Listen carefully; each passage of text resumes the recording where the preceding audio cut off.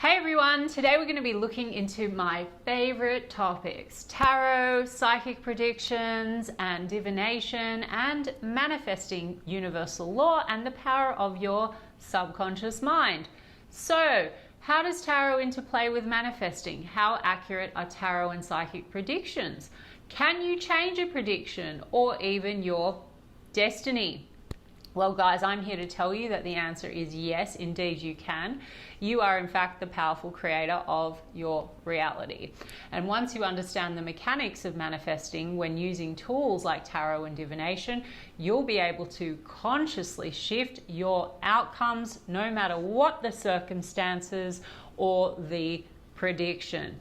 For those of you who are new here, I'm Talzi. I'm a tarot reader and spiritual coach, and on this channel I fuse tarot readings with the law of assumption and conscious manifesting to help you break unconscious patterns and to shift outcomes to get what you actually want, specifically in your love life. Today we're going to be talking about the law of assumption and the power of your subconscious mind.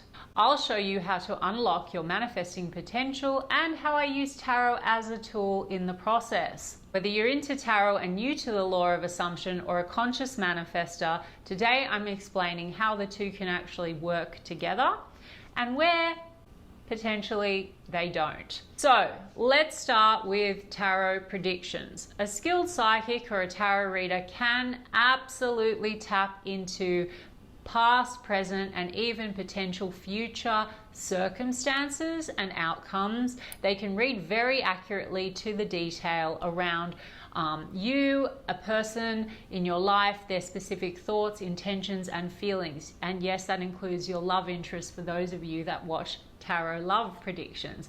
But here's the thing: what if those circumstances and the readings that you're watching, as accurate as they can be to reflect past, present, and even predict future outcomes, are in fact manifestations of your subconscious beliefs and assumptions, which are connected to your state of being? Your state of being who you are identifying as, the version of you, your thoughts, your perceptions, and how you then experience your reality and what you in fact are manifesting. For those of you who are into tarot and new to the concept of conscious manifesting, what if I were to tell you that the circumstances themselves, as accurately portrayed as they may be in a reading, and as much as they may reflect your current reality, including any predictions of the unfolding of specific events and circumstances for the future, are all in and of itself your manifestation? Let's break down the law of assumption or universal law of correspondence. This was popularized by the teachings of Neville Goddard, and it tells us that everything in our outer reality is in fact a mirror of our state of consciousness, who we are being, and whatever we assume to be true will manifest in our outer reality. Guys, we are constantly manifesting, whether it's conscious or unconscious, through whatever our state is, which is then driving our thoughts, actions, inactions, reactions, our assumptions. Our assumptions are connected to how we see ourselves and others and will be manifested as circumstances and experiences in our physical reality. Now, for the tarot fans and some of you who have experienced unfavorable circumstances, hear me out before you switch off. You may be thinking, I didn't assume my partner would leave me, or my love interest would ignore me, or I didn't assume there would be a third party, or I would get ghosted. Why would I assume that? Guys, 90 to 95% of your experience, and modern science also supports and indicates this, is driven by your subconscious mind. The subconscious mind is highly impressionable, and many beliefs and assumptions you hold were formed in childhood, and sometimes due to trauma, and in less obvious or extreme cases, societal upbringing, messaging, conditioning. When an idea or a thought is received by your logic or your conscious mind and is accepted by the subconscious, it will be made manifest in your reality and your outer experience. So this is what is shaping your day-to-day and who you are being, your identity. When you're unaware of this, it seems like the outer world is actually happening to you, when in fact it's happening through you or as a reflection of those inner beliefs and assumptions. those assumptions are also being reinforced by daily thoughts and perceptions and make up your identity, the version of who you are being. And this is something that is actually changeable. As Joseph Murphy explains in The Power of Your Subconscious Mind takes direction from your conscious mind. When you feed it thoughts that are accepted, they manifest in your outer reality, as already explained. But Joseph Murphy also teaches that your subconscious mind is the portal to infinite divine intelligence and all possibility. The subconscious mind is your imagination and is limitless, but it is limited to what the conscious mind focuses on and what the conscious mind tells it and feeds it. Now, quantum theory also supports the idea that all possibilities exist in the quantum field until there is observation. We are conscious, multidimensional beings, guys. Therefore, our observation or awareness is what dictates our outer experience. Once you fully grasp and accept this, you'll understand that unfavorable circumstances you see and experience, or what is read in a tarot reading, are only one version of events out of the infinite potentials that you have selected and made manifest out of all possibilities. They are just a reflection of thought patterns that your subconscious has accepted and made manifest. The great news is, guys, these can be changed through a conscious shift in thoughts and focus, which then will shift your state of being, the version of you, and therefore what the outer world will reflect. Let's give some examples of some repeated subliminal messaging that may be made manifest when repeated or accepted. A common narrative in the dating world for singles: if they wanted to, they would. If this idea is accepted, then it shapes your dating experiences. You may then enter dating situations with an unconscious filter and an unconscious expectation and interpretation of how people show up. Your thoughts, actions, interactions, and reactions will drive you to manifest certain experiences. Another example, if you have experienced abandonment in your early years, you may have an unconscious belief you are not loved or that people leave you.